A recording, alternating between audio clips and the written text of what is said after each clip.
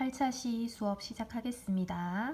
자, 오늘 드디어 이제 문법 특강 마지막 차시를 진행할 건데, 우리가 지난 시간에 국어의 역사 부분에서 고대 국어랑 중세 국어 이제 조사까지, 이제 격조사죠. 격조사까지 진도를 나갔는데, 그 대부분의 내용들이 문법이다 보니까 또 이게 역사랑 관련된 거잖아. 그러니까 거의 암기하는 그런 내용들이 많았을 거예요. 근데 오늘도 얘들아 암기하는 내용들이 많거든요. 이해보다는. 그래서 그 지금 뭐 고1 예비 고1 같은 경우에는 그렇게 많이 부담을 느낄 필요는 없는데, 근데 2학년이나 3학년 같은 경우에는 요거를 외워두면 외워둘수록 이렇게 뭐 내신도 그렇지만 모의고사에서 좀 더 문제를 빨리 풀 수 있거든요. 그래서 외울 수 있으면은 외워두는 것도 얘들아 좋으니까 그 되도록이면 오늘 쌤이 이 양이 많잖아, 책의 내용들은. 근데 거기서 꼭 외워야 될 거 위주로 설명을 해줄 테니까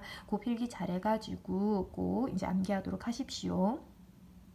자, 지난 시간까지 이제 중세 국어의 격조사까지 언급을 했다 그랬어. 근데 조사 보면 알겠지만 현대 국어보다 종류가 너무나 다양했죠. 왜냐면 앞에 오는 체언의 그런 환경, 음운 환경에 따라 가지고 되게 다양하게 나눠졌단 말이야. 근데 그게 보조사에서도 여전히 이제 그 적용이 되거든요. 그래서 거기 보조사 부분 보면은 보조사는 현대 국어처럼 뜻을 더하는 역할을 합니다. 그리고 보조사는 의문론적 환경에 따라서, 그러니까 뭐 앞말이 자음으로 끝나느냐 모음으로 끝나느냐, 그 모음으로 끝났으면은 그것이 양성 모음이냐 음성 모음이냐, 이런 거에 따라서 형태가 다양했거든요. 이렇게 형태소가 하나의 형태소인데 모양이 다른 걸 이형태라고 했었죠. 그래서 이 형태가 다양하게 존재했다. 그리고 특이한 거는 현대 국어에서는 의문문을 드러낼 때 그냥 의문형 종결 어미죠. 그러니까 어미를 붙여가지고 의문문입니다 라는 거를 드러냈지만, 중세 국어 때는요 보조사 중에서도 의문문을 드러내는 보조사, 즉 그 의문 보조사죠, 보조사가 있었다는 그런 설명이 나와 있네요. 자, 그럼 이걸 좀 더 자세히 보도록 합시다. 자, 옆 페이지에 보면 얘들아 주제 표시 보조사에 대해서 나와 있는데, 근데 이때 주제라고 하는 거는 쉽게 얘기하면은 화제야, 화제. 그 문맥에서 강조하고자 하는 화제라고 생각하면 되거든요. 그래서 옆에 예문들이 많이 나와 있는데, 여기서 주의를 해야 되는 거는 뭐냐면은 거기 은는 있죠. 은는은 현대국어도 그렇고 중세도 그렇고 보조사에 들어가는 겁니다. 보조사에 들어가는데, 잘 보면 앞말이 이제 그 예를 들어서 자음으로 끝나죠. 자음으로 끝나면은 이렇게 모음으로 시작하는 으나 아래 아가 옵니다. 그리고 그것이 모음으로 끝나는 이제 체언이 오면은 니은이 붙어서 나와 있죠. 니은이 붙어서 나와 있어. 그러면은 보조사 은느는 앞말이 자음이냐 모음이냐에 따라 가지고도 나눠야 되고, 거기다가 음성이냐 양성이냐에 따라서 지금 모음 조화까지 고려해 가지고 나누어야 된다는 얘기를 해주고 있습니다. 자, 옆에 예문들이 엄청 많죠. 참고하고요. 그리고 란이라는 것도 있구나. 근데 중요한 거는 은는을 주의해야 되고, 자, 그리고 의문 표시 보조사 있죠. 요거는 쌤이 별표를 해놨죠. 반드시 기억해야 됩니다. 반드시.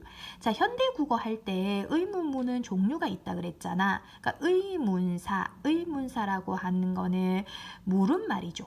묻는 말이 있는 경우에는 거기에 대한 구체적인 대답을 요구하는 거기 때문에 설명 의문이라고 했고, 그리고 의문사가 없는 경우에는 그냥 예, 아니요 라는 대답만 요구하니까 얘는 판정 의문문이라고 했잖아. 그럴 때 설명 의문문일 때는, 그러니까 거기 보면 이 어떤 사람고 할 때 어떤 있죠. 그 다음 무슨 제오 할 때 무슨 있잖아. 이렇게 의문사가 있을 때는 얘는 구체적인 대답을 요구하기 때문에 그 체언 뒤에, 그러니까 사람이랑 죄는 체언이잖아요. 정확히 명사죠. 사람과 죄와 같은 이런 체언 뒤에다가 의문 보조사를 붙일 수 있었는데, 그러니까 얘는 설명 의문문이니까 고 아니면 오라고 나와 있죠. 고 아니면 오. 그러니까 오 계열이 붙어야 되고요. 그리고 의문사가 없는 판정 의문문 같은 경우에는 체언 뒤에 가나 아라고 했잖아. 그러니까 즉 아 계열이 결합돼야 된다고 나와 있습니다.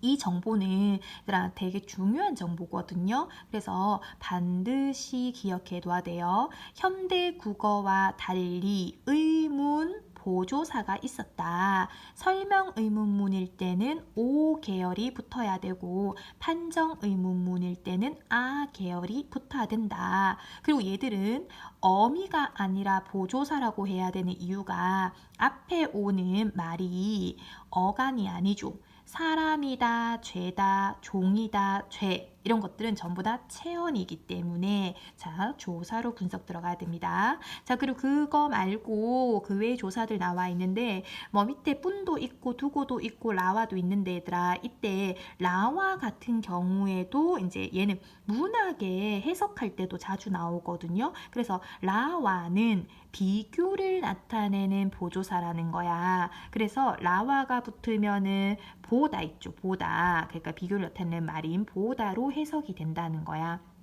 그리고 뭐 지난 시간에도 얘기했지만 이렇게 중세 국어를 분석할 땐 얘들아 반드시 현대어 풀이를 참고해야 됩니다. 현대어 풀이를 보면은 이제 추측이 더 잘 될 수 있거든요. 그래서 그 현대어 풀이를 적극적으로 이용하도록 하십시오. 자, 그리고 넘어갈까요? 넘어가서 뒷부분에서 뭐 붙어나까지도 있고요. 자 그리고 중요한 것도 나왔네. 강조를 나타내는 보조사 나와 있죠. 얘도 문학을 해석할 때 적용해야 되기 때문에 쌤이 이렇게 표시를 해놨는데 강조를 나타내는 이제 그 보조사 중에서도 4개가 나와 있지만 얘들아 이 중에서도 중요한 게 곧 있죠. 곧 있고 그 다음에 그 곳이 곳에서 기억이 탈락한 옷 있죠. 그러니까 예문에서 두 번째랑 세 번째 나와 있는 거 있잖아. 그래서 곧 혹은 기억이 탈락한 옷, 그 다음에 곰 있죠. 곰. 요거는 엄청 유명한 보조사거든요. 그래서 체언 뒤에 곧이나 옷이나 곰이 붙으면은 강조, 그 앞에 나오는 말을 강조하고 있는 보조사다. 이렇게 생각하면 돼요. 그래서 조사는 외울 수 있을 만큼 외워두면은 문법 시험에서도 당연히 뭐 적용할 수 있겠지만 문학 해석하는 데도 도움이 된다.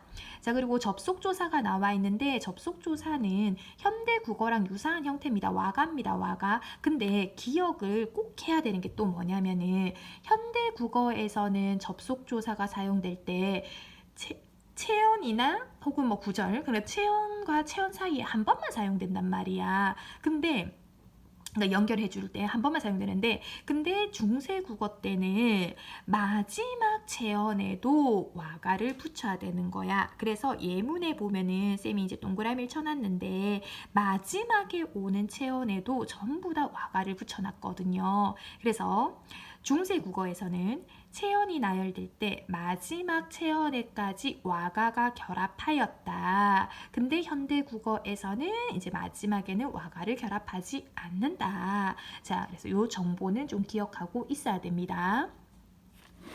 자 그리고 옆 페이지에 보면은 자 조사가 결합할 때 형태가 달라지는 체언하고 나와 있는데 얘도 학교 내신에 바로 적용이 되죠. 그러니까 뭐 2학년, 3학년들은 알 거고 고1 있죠. 이제 예비 고1들 이거 바로 들어가면 이제 학교 들어가면은 그 국어의 역사 시간에 배우거든요. 그래서 외워야 됩니다. 이거. 자 보니까 나무라고 하는 단어가 나와 있어. 나무라고 하는 단어는 현대국어의 나무거든요. 근데 현대 국어에 쓰면은 나무 그냥 이렇게 뭐 뒤에 조사 필요 이게 조사 오는 종류에 따라서 이게 달라지는 게 아니고 무조건 나무란 말이야. 근데 중세 국어 때는 이게 단독으로 사용될 때나 아니면 뒤에 뭐 자음으로 시작하는 조사 아니면 와 있죠. 접속조사 와 있었잖아. 와가 결합할 때는 원래 형태도 나무로 쓰면 돼. 근데 자 그 다음에 중요하죠. 와를 제외한 모음으로 시작하는 조사와 결합할 때 그러니까 와를 제외한 모음으로 시작하는 조사가 올 때는요. 이때는 남 기억이 돼야 돼요. 그러니까 오가 탈락되면서 미음이 받침으로 갔죠. 그리고 기억이 더 생기는 거야. 그래서 남기역이 된다. 그래서 요 나모를 와를 제외한 모음으로 시작하는 조사 앞에서 남기역이 되기 때문에 기역, 고경체언 혹은 기역 덧생김 체언이라고도 하거든요. 그래서 이렇게 형태가 바뀌는 거야. 근데 이게 나모만 그러는 게 아니고 밑에 보니까 노루랑 그 다음에 마루랑 아우도 그렇다고 얘기를 해주고 있죠. 그래서 바뀐 형태들을 다 설명해 놓고 있는데 나모는 이제 기억이 더 생겼으면은 노루 같은 경우에는 이제 그 이죠. 이 해가지고 그 이응이죠. 이응이 있고 마루 같은 경우에도 얘 같은 경우는 리을이죠. 리을이고 그 다음에 아우 같은 경우에는 또 이응이 왔네. 그래서 밑에 보면 노루랑 마루랑 아우는 와를 제외한 모음으로 시작하는 조사와 결합할 때 놀, 이응, 말, 리을, 악, 이응이 된다는 얘기를 해주고 있잖아요. 그래서 이렇게 더 생긴다. 체언이 더 생길 수 있다. 근데 이때 이응 있잖아, 얘들아. 요건 좀 주의해야 될 게 중세 국어 때 요 이응 있잖아요. 요 이응은 음가가 있다라고 생각해야 됩니다.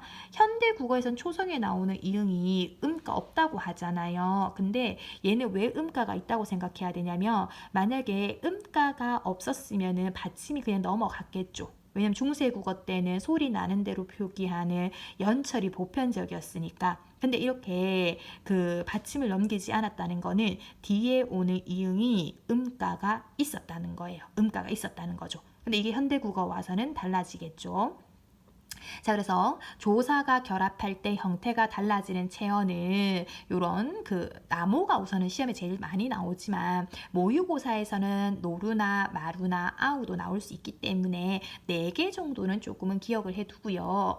자, 그리고 이제 중요한 거 또 나왔다. 히읗 종성 체언이라고 하는 게 나오는데 얘는 작년 EBS 그리고 올해 EBS에서 계속 강조하는 거거든요. 자, 히읗 종성 체언은 뭐냐면은 체언의 끝소리가 히읗으로 끝나는 거야.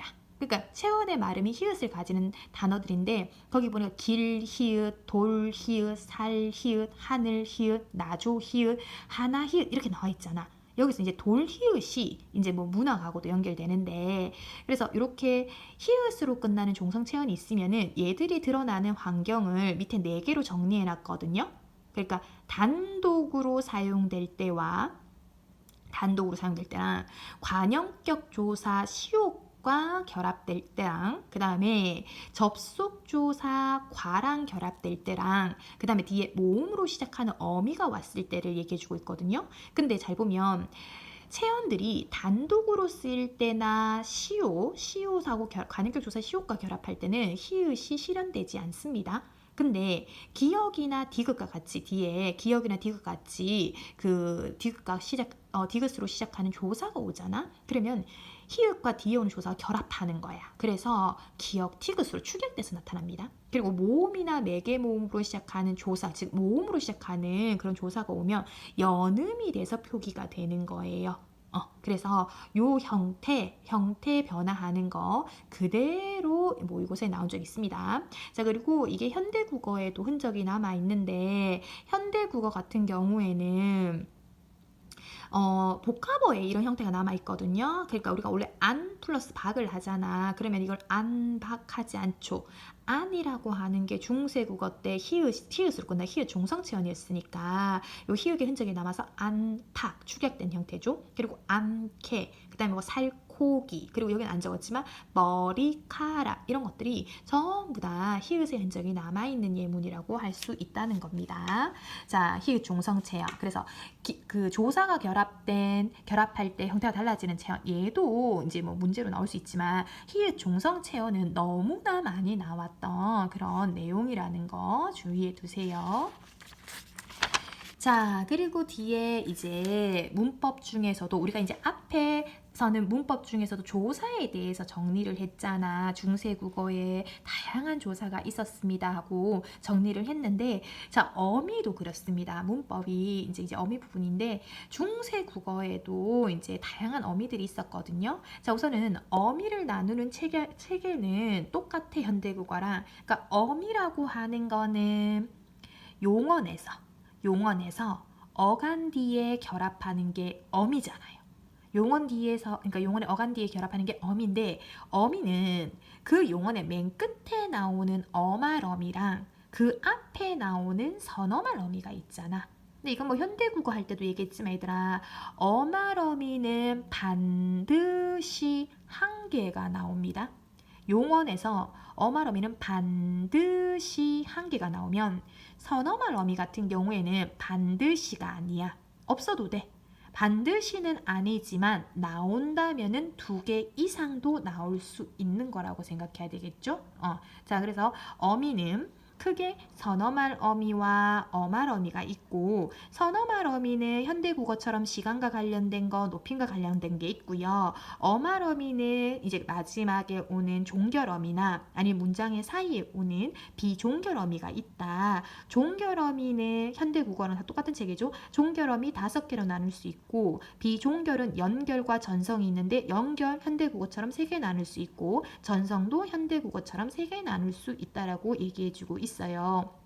근데 이게 나머지는 뒤에서 조금 언급이 되어 있던데 얘들아, 그 지금 뒷부분에서 언급이 좀 안 된 게 명사형 전성어미 쪽, 요거는 조금 외워두십시오. 이제 쌤 표시를 안 해놨는데 니들은 표시를 좀 해봐.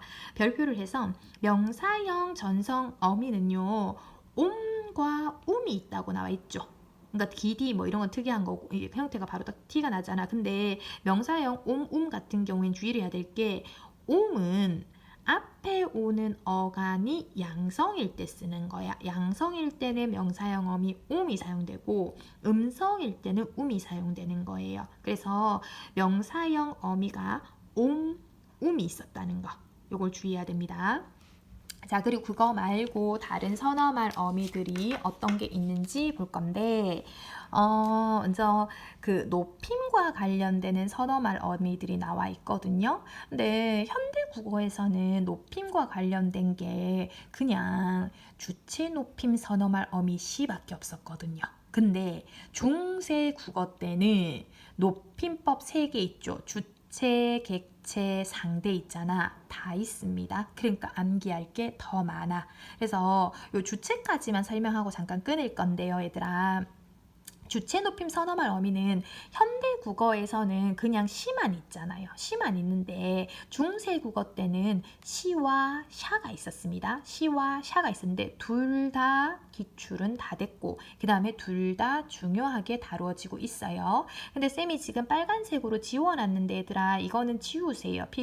좀 이렇게 필요 없는 정보라고 생각하면 되거든요. 그냥 시는 뒤에 오는, 그러니까 후속하는 어미, 뒤에 오는 어미가 자음으로 시작하잖아. 그러면은 시가 와야 돼. 그래서 옆에 예문에 보면은 시 뒤에 리, 아시 뒤에 그 예디응 있죠. 예디응은 자음이잖아. 이다, 그 다음에 고, 이렇게 나와 있잖아. 그럼 이렇게 자음으로 시작하는 어미 앞에서는 시를 사용하는 거야. 주체 높임 선어말 어미로. 그리고 샤는요, 샤는 얘는 모음으로 시작하는 어미 앞에 사용되거든요. 근데 얘는 주의를 해야 될 게, 거기 나라샤 나와 있잖아. 나라샤 돼 있으면 애들 입장에서 뒤에 모음 없는데? 이렇게 생각할 수 있잖아. 근데 원래 형태를 분석하면은요, 나라샤는 아샤 뒤에 아가 있었어. 근데 이게 문법적으로 샤가 나오면 뒤에 있는 어미들, 그 모음들은 다 탈락하거든요. 그래서 그 샤 같은 경우에는 표면적으로는 나라샤 뒤에 그 모음 없어 보이고, 나라샤 대 뒤에 자음인데 이렇게 생각할 수 있잖아요. 근데 사실은 얘들이 다 모음이 있었는데 탈락한 거라고 생각하면 됩니다. 그래서 주체 높임 선어말 어미는 현대 국어에서는 시밖에 없지만 중세 국어 때는 자음 앞에서는 시, 그 다음에 모음 앞에서는 샤다. 근데 샤가 사용될 때는 뒤에 있던 모음이 탈락한다 라고 생각하면 됩니다.